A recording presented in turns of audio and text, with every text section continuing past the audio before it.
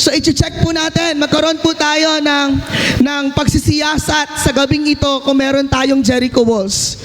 We need to break our Jericho walls. Pastor, ano ba yung Jericho walls na yan ang sinasabi mo na paulit-ulit ka? Natutulilig na ako about Jericho walls, pero ano ba yan? Ito po ang Jericho walls. But before that po, sabi ng Joshua chapter 6 verse 1 to 5, isinara ang pintuan ng Jericho upang huwag makapasok ang mga Israelita. Ipinagbawal pumasok ang sinuman. Verse 2, sinabi ni Yahweh kay Joshua, pakinggan mo ito. Ibinigay ko na sa iyo, sa iyong mga kamay ang Jericho upang sakupin ito at gapiin ang kanyang hari at magigiting na kawal. Ikaw ang inyong mga kawal ay ililigid sa palibot ng Jericho minsang isang araw sa loob ng 6 na araw. Pauunahin mo sa kaban. So, pag pinlas yun, 7 days. Pauunahin mo sa kaban ng tipan ang 7 paring may dalang mga trumpeta na yari sa sungay. Sa ika-7 araw, 7 beses kayong liligid sa lunsod. Iikot sa lunsod. At hihipan ng mga pari ang dala nilang trumpeta. Verse 5, pagkarinig ninyo ng isang malakas at mahabang tunog ng tambuli, lahat kayo'y ubod lakas na sisigaw. Sa sandaling iyon, babagsak ang mga pader ng lungsod at walang sagabal na makakapasok doon ang lahat. Sino dito ang meron pong mga promises ni Lord, mga pinangahawakang pangako ng Diyos sa kanyang buhay? Itaas po ang kamay. Ako din po.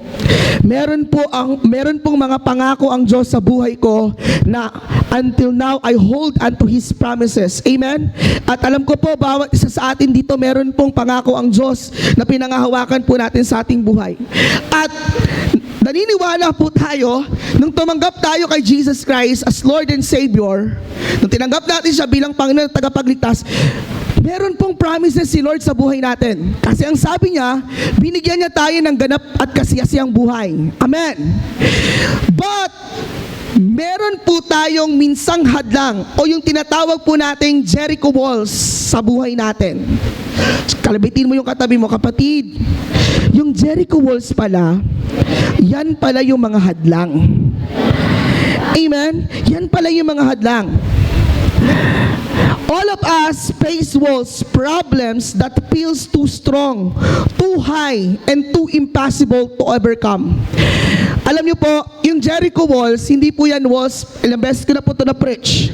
Hindi po yan katulad ng walls na yan. Hindi po yan katulad ng walls sa bahay natin. Kung meron po kayong structure ng bahay nagyari po sa bato, hindi po ganyan ang Jericho walls. Have you seen sa picture po o nakapunta na ba kayo sa Great Wall of China? Sana all. Sana all. Papunta. Lahat po tayo, kung nakita na ako sa pictures lang po. Pero don't worry po, magmi-mission po tayo doon. Kaso po, ang pag-mission po doon ay patay buhay. Okay lang po. China eh. Alam niyo po ba sa China ay para makapag-share ng gospel, kinakain nila yung Bible sa bibig nila. Kasi kapag ikaw ay nahuling may Biblia doon ay depende sa gagawing parusa sa'yo. Ganon katitindi. And the church there is in nasa ground floor o kaya naman po nandoon sa mga kuweba. Secret Chinese po na pag ang Chinese po na born again, mga tunay na Kristiyano yan. Totoo lang ho. Amen. Ayan. So, hindi katulad po siya ng Great Wall of China na hindi po basta-bastang wall. Matinding wall, hangganan ng bansa sa bansa. Siyempre, kung hangganan ng bansa sa bansa, hindi yun wall na katulad lang na wall na nasa bahay natin or pader na nasa atin pong mga tahanan. Hindi po ganon. Matindi po yung wall na meron po tayo. Salamat po. Ayan. Sabi po dyan, all of us, problems that feel strong, ito ba yung mga problema nyo na piling nyo? Ang tindi! Parang, Lord, pasuko na ata ako sa problemang to! Gaganong ka na to the highest level na, Lord. O kaya naman ito po ba, yung feeling mo ang taas-taas, parang hindi mo ma-reach, Lord. Kaya ko ba to? Kaya ko ba tong pagsubok na to? Lord, ang tigas ng ulo ng mga anak ko eh. Lord, medyo yung finances ko nagkakaroon ng shaking. Ang dami ko pa namang Billy at saka si Judith. O kaya naman po, dumarating yung pagkakataon na parang tingin mo na lang problema, hindi mo na nakikita si Lord. Natatabunan na ng problema yung Diyos na kinikilala mong buhay. Kaya ang nangyayari, puro worries na lang ang nararamdaman mo sa iyong buong katawan. Amen? Pero alam niyo po ba, our problems, kung problema po natin ay higit na malaki ang Diyos kaysa sa problema natin. Amen? Gaano mang kalaki yung wall of Jericho na meron ka ngayon, mas malaki at makapangyarihan ng Diyos na pinaglilingkuran natin. Palakpakan po natin ang Panginoon. And too impossible to overcome, napaka-imposibleng mapagtagumpayan. Parang even in our self po, in our personal. Lord, napaka-imposible. Ang hina ko dito eh. Ang hina ko sa math. Pero alam mo yun, si Lord binigyan ka ng wisdom. Lord, hina ko talaga sa gantong pag-uugali, magagalitin ako. Mabubugnutin ng tao eh. Ang hirap ko ata itong i-overcome. Napaka-imposible, Lord. Kinalakihan ko na to eh. Nasa katawan ko na to. Pero walang imposible sa Diyos. Amen? Kung ano man pong nakakunyabit na demonyo sa inyong katawan, walang imposible sa Diyos. Medyo ano po, dito, sa Tagalog, pas ba? Mga demonyo ba? Alisin. Pagpag. Di ba? Walang imposible sa Diyos. Ano mang kunyabit ng kaaway sa buhay natin, higit na matagumpay ang Panginoon more than 2,000 years ago. Amen! Pwede bang palakpakan natin ang Panginoon? Ang kaaway at demonyo ay wasak at talunan. Higit 2 taon ang nakalipas at tayo higit ng magtatagumpay. Palakpakan po natin ang Diyos na buhay. Amen. It's like Jericho, this wall seems unbreakable. But the story of Jericho reminds us that no matter what big the obstacle is, God's power is always greater. Amen. His power is greater than all our problems. Higit na makapangyarihan yung Diyos na pinaglilingkuran natin kaysa sa mga sitwasyon nyo ngayon. Kapatid, sa Lord ano lang yan? Kumbaga sa wala pa yung tuldok. In one click, in a blink of an eye, naku, mamamangha ka sa gagawin ng Diyos. Diba? Walang imposible sa Panginoon in any aspects of our lives, emotions, even psychological, inner healing. Anong healing na kailangan nyo po? Healing ho, dahil meron kayong alipungan sa paa, kaya po ni Lord yan. Ano mang klaseng healing na kailangan ho natin, kayang-kaya ni Jesus yan. O, i-high five mo yung katabi mo sa mo, kaya ni Jesus yan. Kapatid, kaya ni Jesus yan. Diba? Sino po dito? Kapag tayo po okay, Pastor, di ka ba natatakot? I mean, ganito po. Pwedeng nakakaramdam tayo ng takot dahil tao tayo? Or pwede tayong minsan nag-worry dahil tao tayo? Amen? Kasi kung hindi ka na nag-worry, hindi ka na nakaka-experience ng fear, baka hindi ka tao. Di ba? Bukod sa robot, baka meron kang espesyal na pag-iisip na hindi po namin pag-iisip. Amen? Kapatid, normal lang yan. Pero wag kang tutuloy at lalakad dyan. In short, wag kang mag-i-standby. Amen? Sabi mo sa katabi mo, kalabitin mo, kapatid, 6:00 ngayon. Nakakakunyabit yan sa mga mata natin. Sa mga mata natin. Diba? Kinukunyabit ng kaaway yan para matulog tayo. Diba? Sabi mo sa katabi mo, kapatid, kaya ni Lord ang lahat ng bagay. He is greater than all our problems. Amen. He is greater than all our situations. Amen.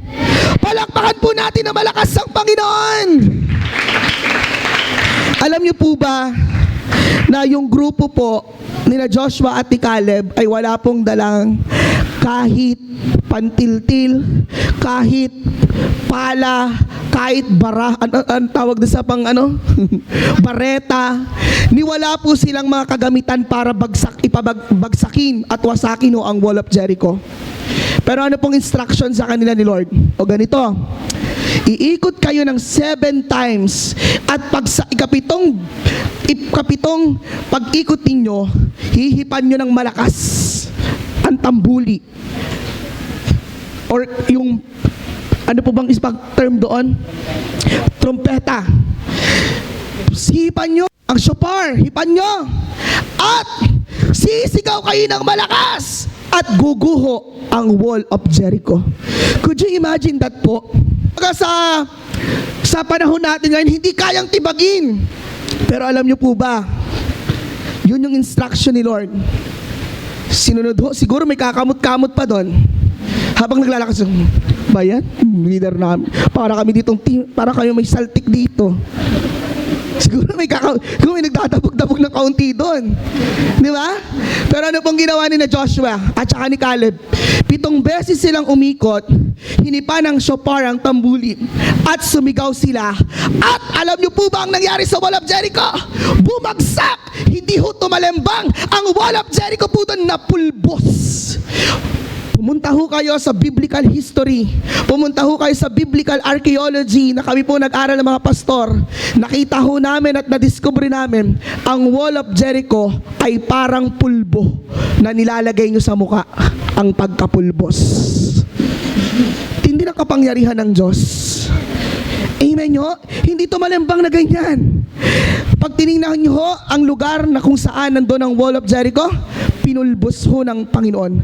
Kayang pulbusin ng Panginoon ang mga bagay na nagpapasakit at kabigatan nyo ngayon. Amen? Dahil makapangyarihan siya at walang bagay na hindi niya kayang gawin. Malakas na palakpak para po sa Panginoon. Amen? What He asks from us is faith and obedience. When we follow His instructions, He brings the victory. He brings the victory. Kapag sumunod at sinundan mo ang instruction ng Diyos, gagawin niyang kamangha-mangha ang mga lakad mo at magtatagumpay ka, kapatid. Hindi ka lang basta magtatagumpay. Makikita mo yung Diyos na pinaglilingkuran mo ay Diyos na makapangyarihan sa lahat ng bagay dito sa mundo. Amen! Ganun ho ang pagsunod sa Panginoon. Ang pagsunod ho sa Panginoon, hindi lang tayo basta bagang magpapagpapala. Mas makikita mo, wow, yung Diyos na pinaglilingkuran ko, buhay at makapangyarihan. Malakas mong palakpak sa Panginoon. Amen. Tingnan mo yung katabi mo, kapatid. Sumunod ka. Sige po, sumunod ka sa instructions ni Lord. Sige, the impossible wall. Joshua chapter 6 verse 1. Isinara ang mga pintuan ng Jericho upang huwag makapasok ang mga Israelita. Ipinagbawal lumabas o pumasok ang sino man. The impossible. Jericho was tightly shut and impossible to enter. Some situations in life look hopeless, but God is not limited by what we see. Hindi po natin pwedeng limitasyonan ang Diyos na nakikita lang natin. Ako, in my personal testimony, parang napaka-imposible naman makapagtapos ako ng pag-aaral. Parang napaka-imposible naman na kung ano man po ang ako natatayo sa unahan at magpapastor, napaka-imposible. Pero alam niyo po ba, hindi mo pwedeng limitasyonan ang Diyos na nakikita mo ngayon. Amen? Lord, ito lang trabaho ko. Makakapagtapos ba ng pag-aaral ang mga anak ko? Lord, ito lang sitwasyon ng buhay namin. Nag-i-struggle kami sa iba't ibang mga bagay. Pero alam niyo po ba, walang nagtiwala sa Diyos na pinahiya niya.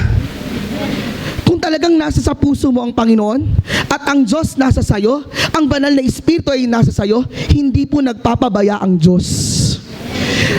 Wala pong Kristiyanong nalagutan ng hininga at sinabi niya sa huling hininga niya, pinabayaan ako ng Diyos. Wala ho. Lahat ng mga Kristiyanong nalagutan ng hininga sa kauli-hulihang hininga at segundo ng buhay nila, tinaas nila ang kanilang mga kamay o kaya naman ang sinabi nila, Jesus, o kaya naman salamat Panginoon. Wala pong nagsisi na mga Kristiyanong naglingkod sila sa Panginoon at sumunod. Pwede bang palakpakan natin ang Panginoon? Amen? Pangit, parang mahirap, parang napaka-imposible. Pero kapatid, huwag kang malimitasyonan. Ganito po yan. Kung ano ang pananampalataya mo at paniniwala mo, yan ang mangyayari. Ito lang ako eh. Ito lang yung kakayanan ko. Baka hindi maging maunlad ang aming pamilya. O kaya naman po, barong-barong na lang yung bahay ko forever. Sako lang yan. Pero alam niyo po, marami akong kilala. Yung mga alam niyo po yung pananampalataya, sobrang titindi.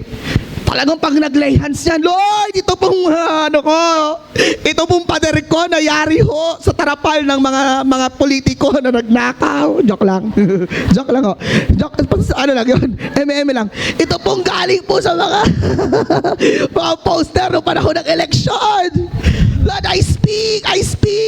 Lord, magiging pader to in Jesus' name.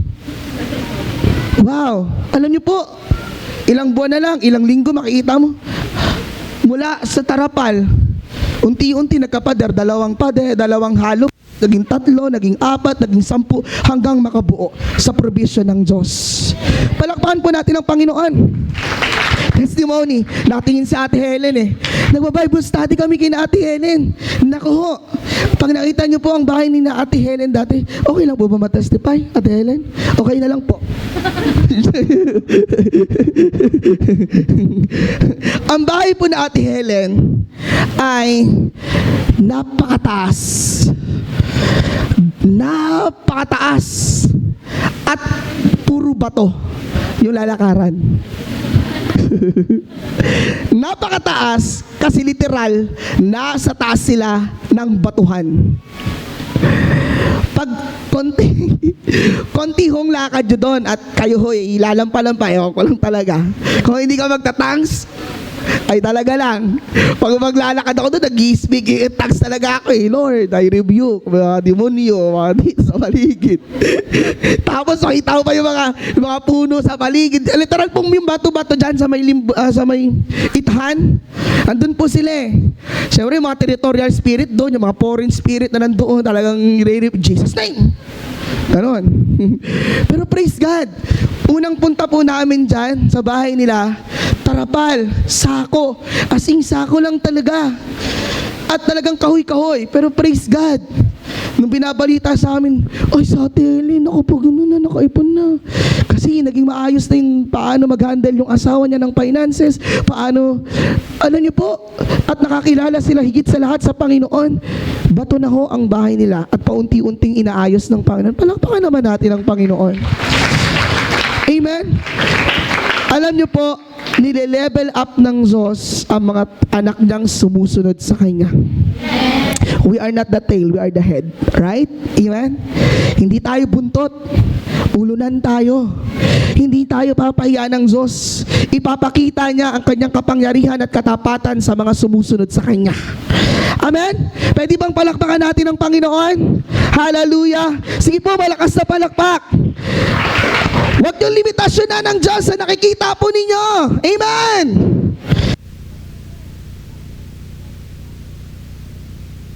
Lord, na parang napakahirap intindihin pero gagawin mo. Alam mo yon? Ito po. Nandoon ho ako, sabi ho nung fourth year irregular, ako po ay kumuha ng Bachelor of Elementary Education. Ito po yung personal kong testimony. Hindi ko po sinabing gayahin nyo ha. Ito yung personal kong encounter kay Lord. Ako po ay kumuha ng Bachelor of Elementary Educations. Tapos may kulang po akong subject nung 3rd year. Tapos may kulang akong subject ng 4th year. Tapos thesis na lang. Tapos sabi nakakausap ko doon, "Uy Harold, doon ka na lang sa bahay namin. Ano doon sa 2nd floor, meron dong Wi-Fi, tapos may nakaset na computer, tapos doon ka matutulog. Tapos linis-linisan mo lang yung paligid namin.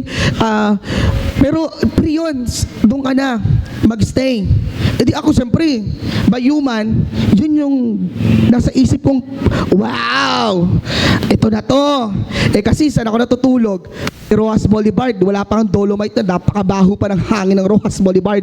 Yung yung sinasyaran kong mga badyaw, yun din ang kasama kong matulog ho. Nasa isang inuupuan sila sa kabila. Praise the Lord. Alam niyo po, sabi ni Lord sa akin, nag-worship ako, no, punta ka ng Binangonan, magpastor ka. Ha? Baka baka naman sarili ko lang to, baka ano. Pero alam niyo, pinaulit ni Lord. Ano sabi niya? Pumunta ka ng Binangonan, magpastor ka. Paano ako magpapastor, Lord? Sabi na ko, ano papastor? Paano ako magpapastor? Ito na. Paano nag-confirm na naginip ho ako? Nag-no ako kay Lord na naginip ako. Nagpipreach ako sa isang lugar. Tapos, doon ako nagpastor. Alam niyo po nangyari? Pagpunta ko ng Binangonan, may nag-invite sa akin, Harold, pag-pray mo naman yung kamag-anak ng bayaw ko. Thank you, kapatid. Susunod, dapat yung may kulay, Joke lang. Ayun, alam niyo po, nung pumunta po ako, salamat, ang galing talaga ng media. Kapag nakaka-bless naman. Ayan, pagpunta ko sa lugar na yon, yun po yung exactly na napanaginipan ko. Yung bundok, yung kalsada, yung itsura ng lugar, yun talaga. Lord, sige na nga po. Ikaw na ang nangusap. Magpapastor na nga ho ako. Sometimes unusual instruction ng Lord na napaka-imposible, pero dapat nating gawin. Amen? Napaka-imposible, pero make it sure yan ay galing sa Lord, ha? Baka mamaya galing lang yan sa emotions mo, katulad ng sinasabi ni Pastor Chris. Amen? Tingnan mo yung katabi mo, kapatid. Pag pinadala ka ng Negros, ay sumunod ka. O sabi ko sa tayo, kapatid, kapag pinadala ka ng Negros, sumunod ka. Ayan, madami pang lugar tayong pupuntahan at ika-conquer. Tangan ka. Amen. Ano ba po? Sinabi ni Yahweh kay Joshua, pakinggan mo ito. Ibinigay ko na sa iyong mga kamay ang Jericho upang sakupin ito at gapiin ang kanyang hari at magigiting na kawal. Ikaw at ang iyong mga kawal ay liligid sa palibot ng Jericho minsang isang araw sa loob ng na araw. Paunahin mo sa kaba ng tipan ng 7 paring may dalang mga trumpet. Ay sa ika-7 araw, 7 beses kayong aaligid sa lungsod at ihipa ng mga pari ang dala nilang trumpeta. Imagine mo, instruction ng Lord sa kanya, napaka-unusual. Uliikot lang sila, tas babagsak ang wall of Jericho. Parang napaka-imposible, Lord Pero alam niyo po ba, hindi po nagkamali ang Diyos ng instruction at pinagagawa sa atin. Kasi pag pinagawa niya yan sa'yo at instruction niya ng Lord, dyan ka mabibless. Diyan ka mapagpapala at diyan mo makikita na pupulpil ang purpose ng Lord sa buhay ng bawat isa. Amen! Sino po dito gustong mapulpil ang purpose niya sa buhay? Amen! Kung gusto niyo pong mapulpil ang purpose ng Lord sa buhay mo, kapatid, na hindi ka lang basta nag-exist sa mundong ito at nakita mo ang pangako ng Diyos sa buhay mo, sundin mo kung ano ang pinagagawa ng Diyos sa buhay mo. Amen. Amen. Kung ano ang nasa puso mo, sundin mo. Mali. Kung ano ang nasa puso ng Diyos, sundin mo. Amen. Palakpakan natin ang Panginoon. Another po. Instead of fighting, God told them to march. Ano ba yan, Lord? Imbis sabihin ni Joshua, ano ba yan, Lord? Iikot kami ng 7 beses, sasisigaw kami, tapos mababagsak yung wall of Jericho. Makikipag-bargain pa tayo kay Lord, Minsan, sino po nagba-bargain kay Lord? Lord, pangarap ko nga mag-artista, kahit hindi naman bagay sa akin, tapos pinapano. Kapatid, huwag ka na makipag-bargain kay Lord. Sometimes, ang hirap, parang napakahirap gawin Pero gagawin mo, kasi alam mong sasamahan ka ng Diyos habang ginagawa mo yan. Amen? march. Sige, instruction ni Lord yan, hindi tayo umikot. O Joshua, o sabi ni Joshua sa mga kanyang mga kasamaan, sige, ikot tayo. Ito yung sinabi ng Diyos na mag-ikot tayo ng 7 beses at sa 7 beses sumigaw tayo. God's solutions are not always what we expect, but His ways are always better. Sometimes yung solusyon na naiisip mo, hindi yun ang solusyon ng Diyos. Amen. Alam niyo po ba minsan, may mga battles po tayo na kailangan ng supernatural way ni Lord. The Lord, ikaw na ang bahala. I will entrust to you everything. Amen. Pero, kaagapay niyan, dapat hindi ka nawawala sa presensya ng Panginoon. Kasi pag nawala tayo sa presensya ng Panginoon, paano pa tayo makakalaban? Paano natin mawawasak ang wall of Jericho ng buhay natin kapag hiwalay tayo sa presensya at kapangyarihan ng Diyos? Amen! Amen. Sabi mo nga sa sarili mo, Lord, never akong ihiwalay sa presensya mo. Amen. Another slide po. A silent but faithful walk. Silent but faithful walk. Alam mo yung tipong, sige Lord, ang hirap ng battle ko, gusto ko na talagang sumigaw. Gusto ko na talagang sumabog, Lord. Pero sige lang. Ay, pinagpipray ko yung sino man po pinagpipray natin. Ako personally, may pinagpipray ako na parang napakahirap, Lord, napakahirap ng taong to. Sige Lord, kotongan mo sa pamamagitan ng di ba? Silent but faithful walks. Gawin mo lang pinagagawa ng Diyos and God will do the rest. Amen? Ano po? Ngunit sinabi ni Joshua sa mga tao, huwag kayong sisigaw o magsasalita man hanggang hindi ko kayo binibigyan ng hudyat. Huwag po kayong kikilos. Lahat po ng mga mata at mga puso at tenga ay punta ho sa pinakapoging nasa unahan. Praise God.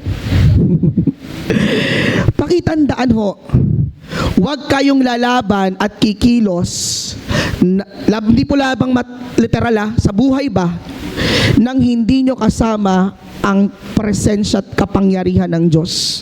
Talo po kayo. Tatalo tayo. Babagsak tayo, kapatid.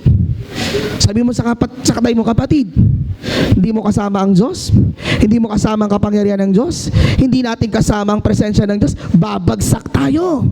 Amen? A silent but faithful walk. Amen? Ano pong sabi dyan? Magsalita man hanggang hindi kayo binigyan ng hudyat, hanggat hindi sinasabi ng Lord. Kapatid, hanggat hindi sinasabi ng Lord, hanggat hindi ka sinasamahan ng Lord, huwag kang kikilos. Huwag kang gagawa nang hindi mo ina-acknowledge ang presence ng Lord sa buhay mo. Pang-apat po, the shout of obedience faith. Last. Ayan. Joshua chapter 15 verse 16. Nang ika-7 araw, bumangon sila ng magbukang liwayway at lumibot ng 7 beses sa lungsod. Noon lamang nila ito nalibot ng 7 beses.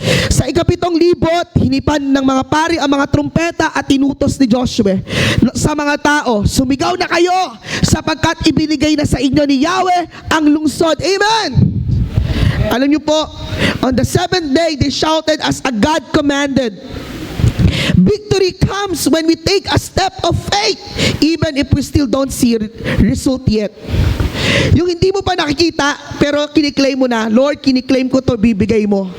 Lord, makakapasa ako ng PRC. Lord, makakapasa ako ng LET exam in Jesus' name. Lord, napaka-imposible, bibigyan mo ako ng mga bagay na dinedesire ko para sa kaluwalhatian mo. Alam niyo po, hindi naman binibigay ni Lord. Gusto niyo po bang magkaroon kayo ng bagay na mapapahamak po kayo? Ito po yung prayer ko. Pasensya na ho, no?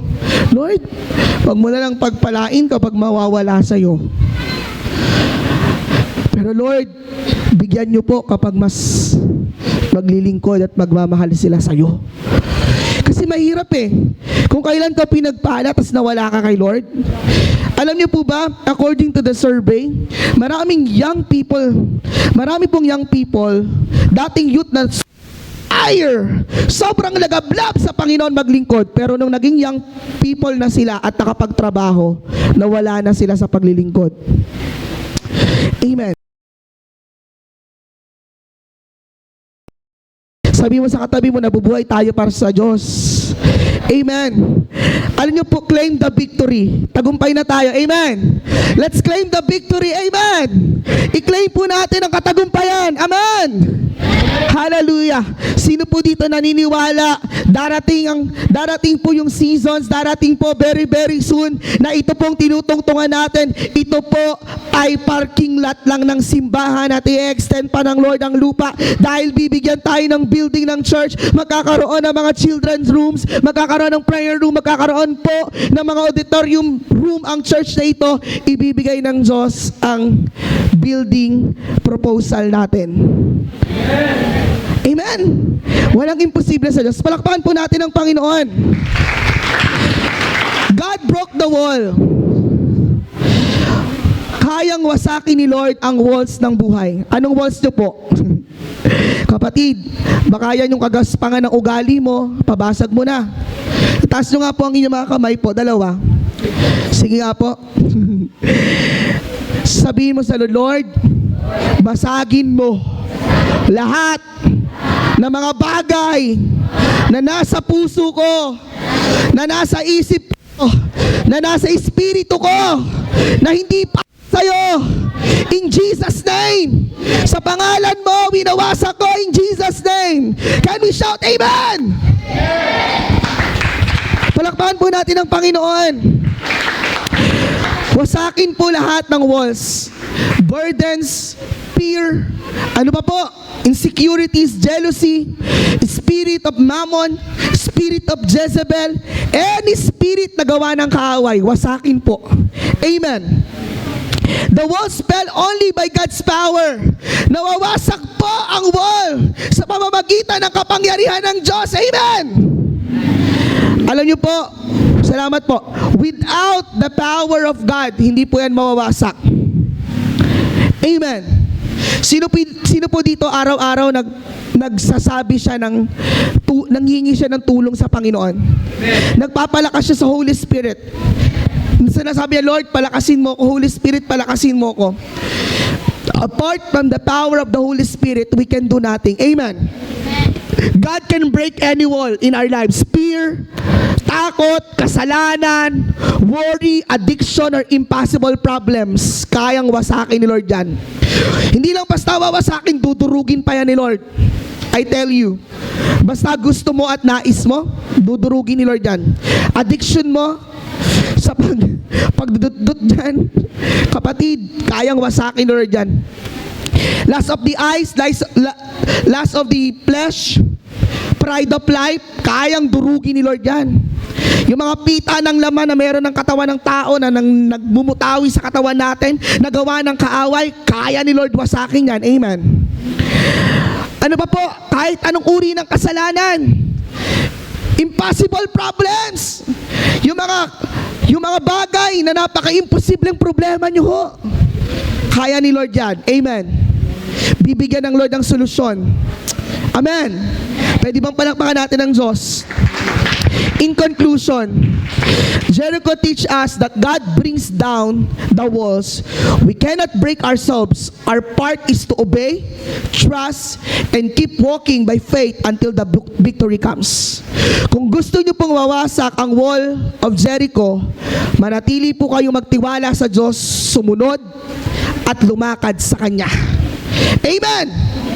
Sino dito, sinasabi niya, hanggang sa huling hininga niya, lalakad siya, magtitiwala siya sa Panginoon at maglilingkod siya. Amen! Amen! Alam niyo po, para mawasak yung walls ng buhay mo, yung wall of Jericho ng buhay mo, tatagan niyo ang inyong paniniwalang may gagawin ng Diyos sa buhay ng bawat isa.